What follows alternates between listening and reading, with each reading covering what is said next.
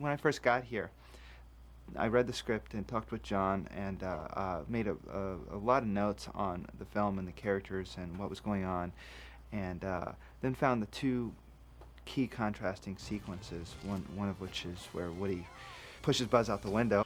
Buzz! Buzz! One where they reconcile at the end of the film. Buzz, I can't do this without you. I need your help.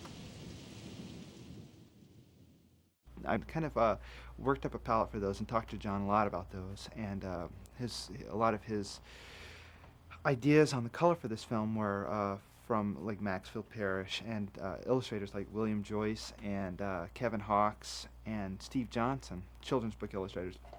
So he had a pretty good idea of what he wanted color-wise, and it was a lot of saturated colors, a lot of bounce light and things like that. And our main character's home, because we want it to be a safe environment and something that just said warmth, And then we have Sid's house, which is kind of dark, stuck in 1972, which was kind of fun.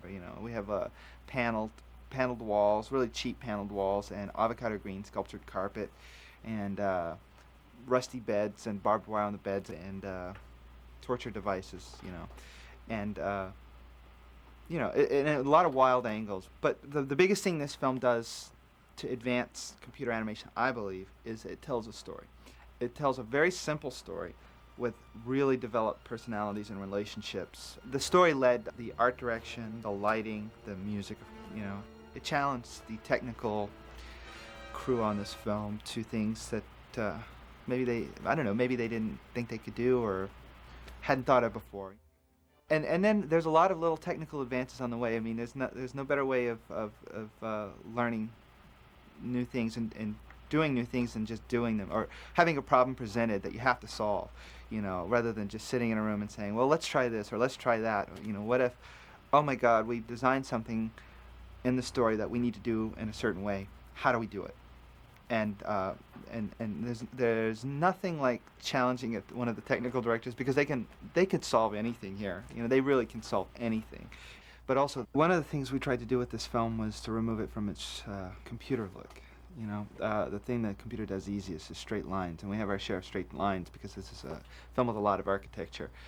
But we tried to soften it by rounding the corners slightly here and there, and using a lot of specialized lighting, a lot of bounce light, and a lot of very, very careful lighting. We had a really great lighting crew on this film. Just planning a palette and planning a color for the entire film. And we didn't really try so much to make everything so realistic and the toys realistic and the humans realistic. What we wanted to do was make it believable, and create an entire world versus trying to create reality. In a lot of ways, we've tried to make it hyper real, and I don't mean like more than real. It's just a kind of a heightened sense of reality. And what we tried to do was a cartoon. It was still a tremendous challenge, and something that I haven't seen anywhere in computer animation.